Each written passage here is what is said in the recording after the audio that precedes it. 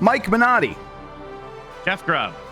It is time to go back to the Island of Illusion, or the Disney Illusion Island, or Castle of Illusion, World of Illusion. It's one of those illusions, Mike. I know about all the illusions, and it's only one of those, actually. It's Disney Illusion Island for the Nintendo Switch.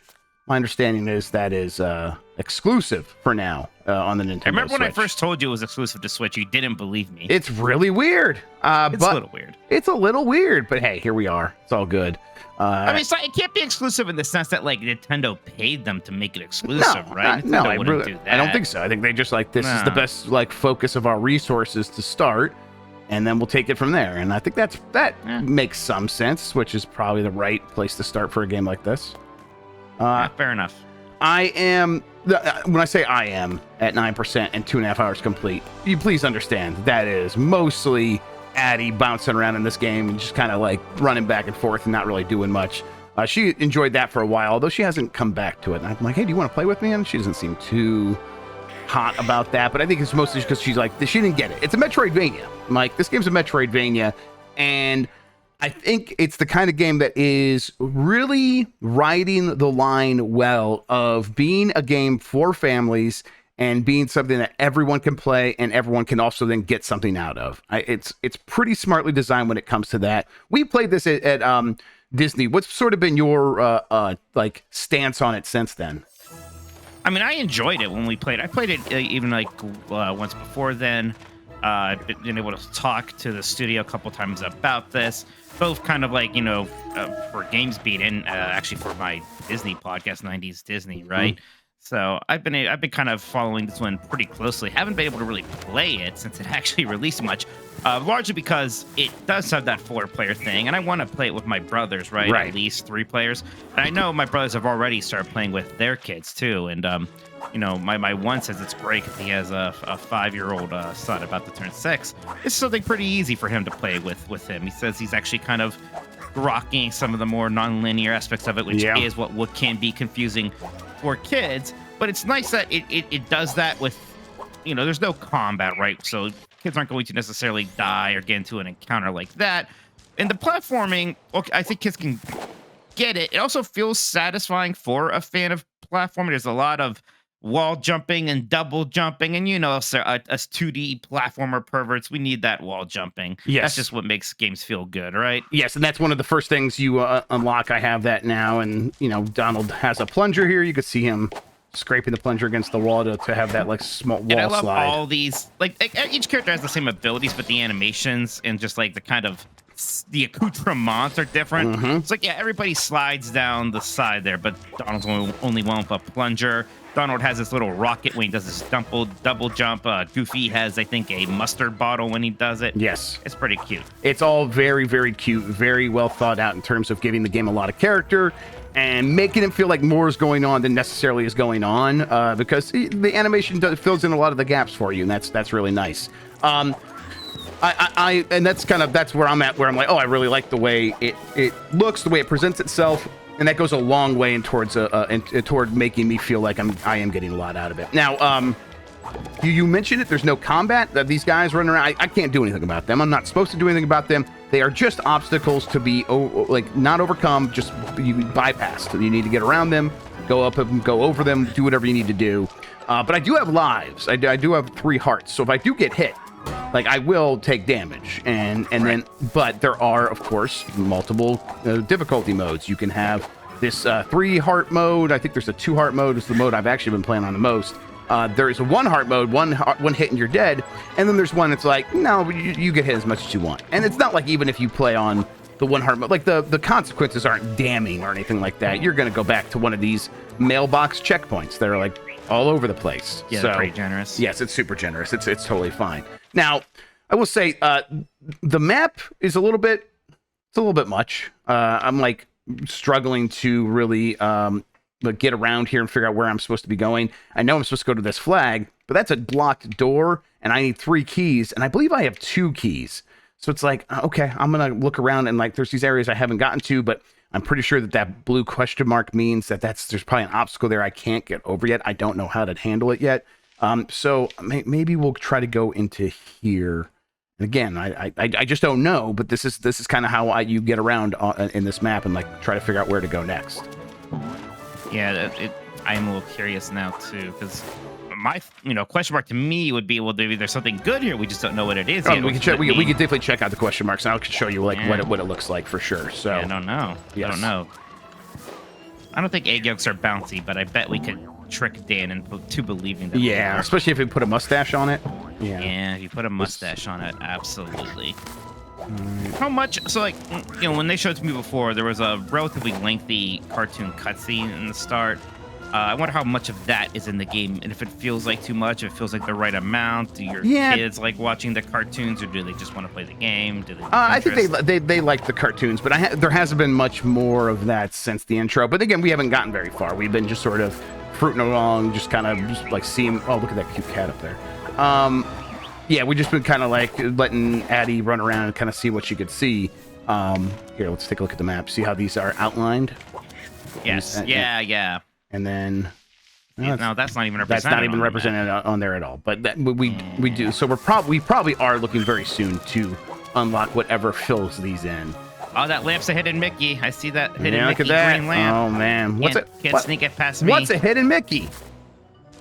That's a hidden Mickey. Okay, it's a Mickey that's hidden. It's a Mickey that's hidden. And Weird. It's started in the theme parks. Yeah. Maybe the blue question mark is actually the sign. I think that's different than this sign. I think that's a different question mark. Yes. Well, let's see here.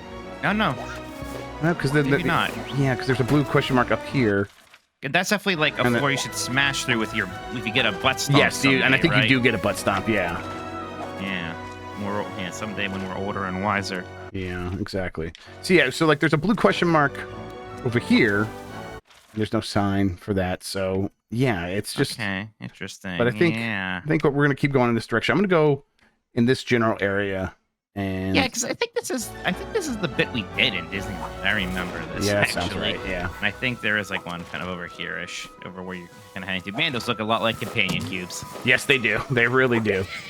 We Just went an absolute ton. Gone that way. Can I get up further up that way? That wasn't great. Wow, just tanking damage, huh? Yeah. No, see, this Just is don't blocked. care. And I don't think I have a. Oh, no, I hit a Mickey on that ironing board or whatever it is. Oh, look at that. Something like that. Now, you can collect some items, too, that have, like, little Mickey history knickknacks and things like that. Like, I know you can collect something based on that Potato Land short from the newer cartoons that people like and stuff like that. And I like that in that collections menu you had. Yeah, there's, and I think right over here. Totems is one thing that I've been getting a handful of. Yes, let's see. There we go. Fluttercly and Cyclone. Okay, so these are the people I think who live here. Yeah. Yes. Yeah. Mickey memorabilia. Yep. You can collect a set. So this one, like, so it will be like a specific cartoon, and there will be 3 things get for each one. So that's cool. These things are I think they call them these updating the copyrights. So if anyone tries to do stuff with Steamboat Willie, we could sue them again. That's how we do it. And then there's the This is broom. with Sorcerer's Apprentice stuff. Yeah. I know they had Dan's some favorite Prince and movie. the Pauper. That's one of my favorites. Yeah. I haven't gotten much Dan more. knows Mickey Mouse's only movie. That's all that matters. Ooh, it's real? Oh, okay. what's all this? Might as well. Mint rewards. Might as well. Yeah, let's spend that. This is like the 3DS Street Pass puzzle. Yeah, thing. Remember that? It really is. Yeah, I'm gonna street pass it at PAX. I've already I'm like, oh, I'm gonna get my battery Go fixed. for it. Go there and Do do it. that. Okay, let's keep going this direction. It's somewhere to your leftish or Yes, I upish, think leftish. so. Yeah, we're gonna go this way. Yeah. I mean, the jumping and like the platforming does feel good from what I remember. Yes, this is it's I guess double jump is not like a super double. It's more like a quasi air dash. Almost like a flutter. Yeah, flutter. Exactly. That's right. And I don't think we can do anything with this like updraft yet. No, I think That's eventually you're gonna umbrella? get like a parasol or something like that. Yeah. Okay, here we go. I've not been this way then. This makes sense. There we go. Okay. So I hit the little ding, ding, ding, and that got that thing to work. The ding, ding. You mean the bell? Yeah, no, that's called a ding, ding. That's the technical name for it. No. Gonna hop over here. There we go. So there's probably This is straight out of Ori, by the way, from what I remember. These like get the 3 keys so you can open up this door. And not a bad if you're gonna be a Metroidvania. I mean, not a bad one to rip off. Absolutely not. And I mean, Ori 1 was kind of similar in de-emphasizing combat. You kind of just had that like Right. auto-homing attack thing, right? Yes. And of course, when they made the sequel, they really upped the combat quite a bit. Getting impatient. I wonder if people are going to overlook this game for a multitude of reasons. One, it's been so many games, so many big games are coming out. Yep. Two, it might be easy to just gloss over as some kind of a kids thing. And of course, this is meant to appeal to kids, but I still think, a lot of people can have fun with it. I think general Metroidvania and 2D platformer fans could have a lot of fun with this. I wonder, like, I did. I thought I got away with it. Oh well. All right. Whoa! Just want to show us the death mechanic. Exactly. So you saw I turned into an envelope, and all my friends are envelopes, I think, in my pocket right now. So Mickey, Minnie, and Goofy are just hiding in my pocket as envelopes. I wish I could hide in your pocket, buddy. Yeah, I know. Me too, man. One day. Is that a Mitch in your pocket, or are you just happy to see me? We have the technology. It actually just is a Mitch now. Yeah, we got there. There you go. Ooh, there's that key. Yep, and that should be the third key, and then we'll go back to that door. We'll explore here a little bit. It's a bit upsetting, and I think maybe that's part just the Nintendo Switches of the game that we can't do online co-op. It's only local. Yeah, I mean, again, I felt like they picked their battles with this game. Only putting it on the Switch, no online co-op, kind of stressing the platform mechanics and not combat, so that like let's just focus on the things we know we can make good. And not spend a bunch of time and money on all these other things. And okay, that's I think that's fine to make those decisions. And the good news is the stuff that they did focus on actually ended up being pretty good. Like it is fun to move around this world. I enjoy. Oh my god, I enjoy just looking at the map, being like, that looks like a place I can go. Let's go find out how to get there. And that's enjoyable. The Metroidvania part of this really does work. So I think they should get a lot of props for pulling that off. Kind of making a kid-friendly a Metroidvania game. Yeah, that feels fun to play. Yes. I think this is it, right? Yes. Maybe go up a little bit. Oh, where the Oh no, right over there. I see. There it is. Yeah, it is on the map. Yes. You have it there. And I remember when we played, there was actually a boss fight, and it is just like a pure quote-unquote platformer boss fight. Right. It's pretty fun. Yes, and I thought that was pretty clever. So it's like, just because there's no combat doesn't mean you're not going to have to like deal with tougher situations. It's just like the way that you're going to actually solve those situations is more platforming. And again, I love platforming, so that works for me. Yes, exactly. Let's see if we can. I think we could probably get to that. Hidden. I think there's a hidden thing over there to the left. There's a lot of yes, Rayman style hidden right. And, like Mario, the new Mario games. Right, the little gaps in the door, like this. If you ever see like a notch in the wall like this is something you can go into, and then Yoshi's Island kind of has that similar thing. Yeah. Oh, we got another Tokun. Yeah. Music's fun too, right? Yep, it's swelling. I think that maybe this part, like, I don't know, maybe if they overdo it, this would be annoying, but I maybe was expecting a little bit more voice acting in this part of the game even, but it's like, there's not much that overall period. I think they do most of this stuff through. Okay, let's do it now. Nope. There you go. Any moment now. Nope. And the co-op mechanics are pretty good. You can't, it's not like New Super Mario Bros. Games where you can mess around with people. Right, a lot, exactly. Right? Yeah, yes, and that's going to be, I think, something that really would have been a problem for a game like this. So they made the right move of you're not going to interact with each other in the air and like hurt each other in any major way.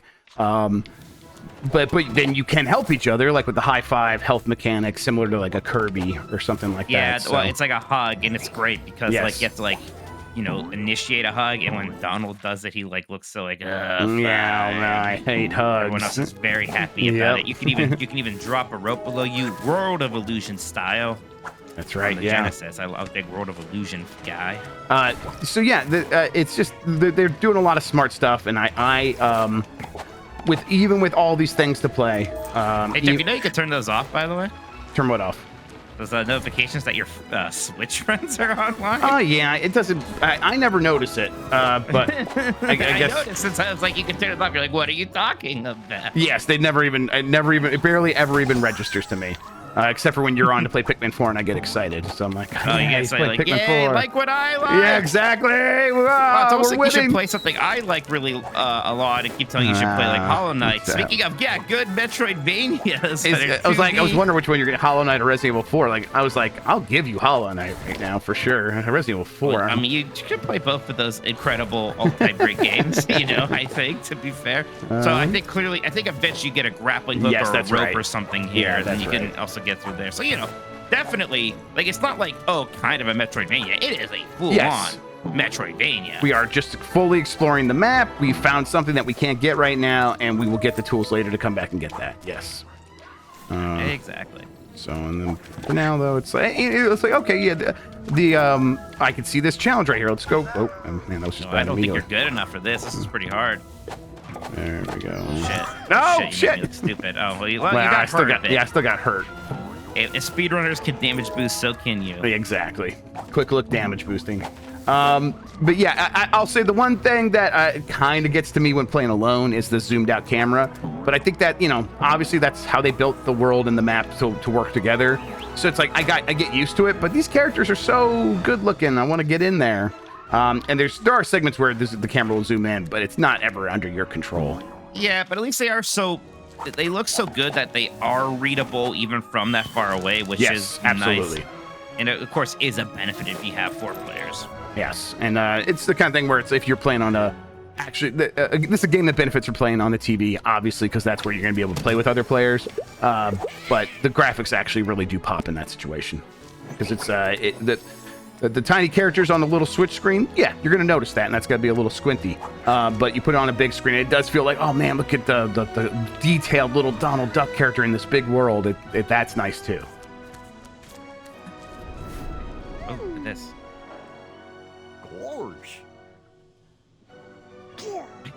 Jan was bringing it up. I agree.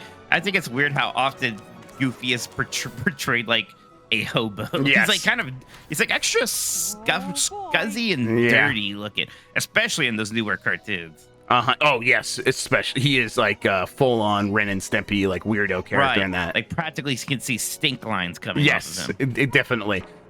It's weird. I mean, I think it's a fun choice a lot of times, but I also think I do prefer just like regular dad Goofy now at this point. Yeah, Mr. Goofy. He's like, you know, he's just doing his best. He owns a house. Exactly. Yeah, he has a mortgage. Oh, here we can see everybody's weird double jump thing. Yep. And here comes the mustard. Wait, yeah, making me look like an idiot. I thought it was mustard. But he has. What the hell is that? Is mustard his like thing? Something else? Is mustard his wall jump? I think mustard. Maybe it's his wall jump, or maybe it's his parasol, like gliding, going slow. Mustard's involved with Goofy somehow. Oh, that could be his parasol. I could he just shoots mustard down. Yeah. But don't forget in Mickey Roadster Racers, Goofy's car is also like a hot dog shop. Right. This is that boss. Yep. Let's do this. Mickey Mouse Clubhouse. Mickey Mouse Clubhouse, come inside. It's fun inside. What, no, do what inside now? Shut up now. Hey, now. Hey, whoa, hey. Come on. Hot diggity dog. Hot diggity dog. Man, there's a period of my life where all my nephews and nieces really liked that show. Yep, same here with the kids. They liked it for a while. They're not like, oh, I hate that now. Like the little kids are about everything. They're obsessed. Yes. It's definitely a two-year-old. Yes, it's a preschool show. Yeah. Then they move on to bigger things like Muppet Babies. Exactly. All right. Let's I'll just turn into envelopes. Your big Any game with a side jump is A-okay with me. Yeah, AJ, thank you for the side jump. Thank you. Really appreciate that. Oh, there it is. That's right. All right. So this was fun when all 4 of us were playing because like we can kind of divide and conquer here, right? This is neat. Right. Now I'm just hitting all these things, right? That's what I'm doing. Yeah. What else would you? What do you think? Well, just the blue or glowy orbs. I was like, do I need to do anything with that? No, I just hit these switches. That's it. It's just indicators that you're hitting them. Totally. You're doing good. You got this. Tell you what, he does look like a Goof Troop character a little bit. Just his nose. Yeah, well, the vast majority of like the NPCs, if you will, and like all the Mickey stuff are always the dog people. Right. More so than even like if you're watching like DuckTales, you see a good amount of ducks. But even then, a lot of like the incidental people will be dogs. And then like, you'll see lots of dogs and mice.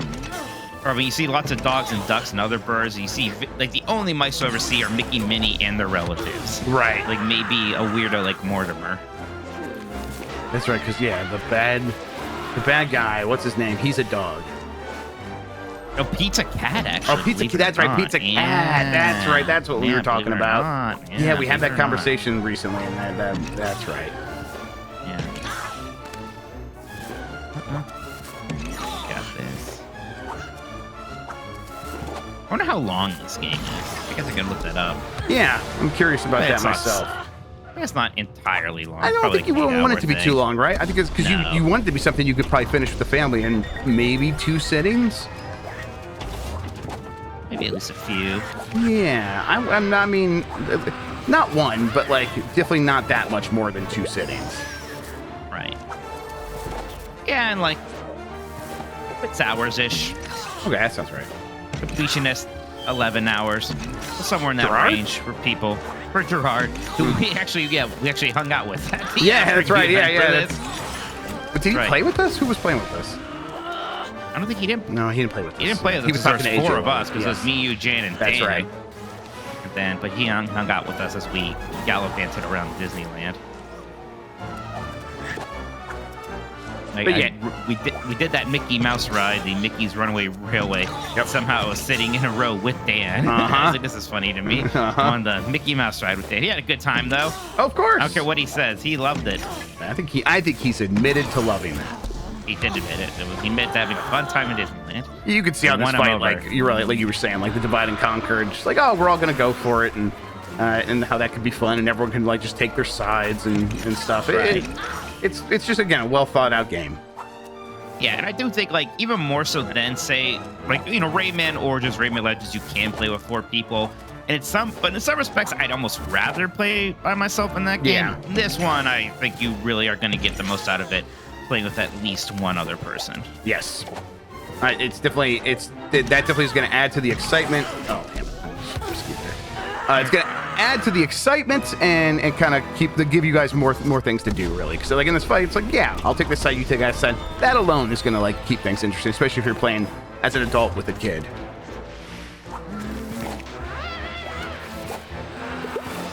Drake should totally get Disney to remake Quackshot or make a new Quackshot or whatever it takes. Yes, definitely. And he also needs to get the Disney Afternoon Collection on Switch. I have a lot of demands for John. Maybe just those 2 for now, actually. Gotta take hostages before you can start making right. demands. My Quackshot remake thing is almost a meme. There's really no reason for the Disney Afternoon Collection to not be on Switch. Come on. Yeah. PC. It's just got to be like, oh yeah, we were just done with that thing, and so we're not gonna do anything extra with that. We're done with it. Oh, dude, I want to play DuckTales on my Switch. DuckTales 2. Come on. Yeah, see, I mean, it does ramp up. There you go. Oh, I thought I could time it Boy. popping out. Let's just see this. I mean, gosh, when I first started doing this was when the first Epic Mickey was becoming a thing. My first preview of that was in Disneyland for Epic Mickey 1. Yeah. It's just funny. Like, here we are, new Mickey game again. And even though, like, you could say this is quote-unquote less ambitious than Epic Mickey was, it's better than Epic Mickey. Yes, it's definitely the right approach to this stuff. Yeah, it's yeah, Mickey hanging more out with his focused than friends. Epic Mickey. Exactly, just having a fun time. It's the right tone. It's a gorgeous game. I just think it looks so good. I've always liked the way Delala games look, though. Delala. So yeah, they're really kind of nailing that stuff. There's more to this game in that it's a Metroidvania and there's going to be more abilities to unlock, but that is the general progression, what we just saw right there, right? Explore the map, find where you haven't seen yet that you can explore, get, the key or get a new ability that's going to basically act as a key and unlock a new part of the map. And then probably find a boss fight like this, do some cool platforming. And yeah, and I think I really do continue to highly recommend it for people with families, especially if you're at all into Disney stuff. Like, Backlar's going to Disney soon with Dib, and it's like in the family. So it's like, man, you guys should just play this as part of that. That could be fun. I'm gonna recommend that to him. So, yeah. Definitely a well executed idea, and an idea that like is really tight and makes a lot of sense for the property that they were approaching. Love tight ideas. Tight ideas are the best. Tighter the better. All right, I think we're gonna wrap that up though. Mike Minotti, thank you so much. Thank you, Jeff.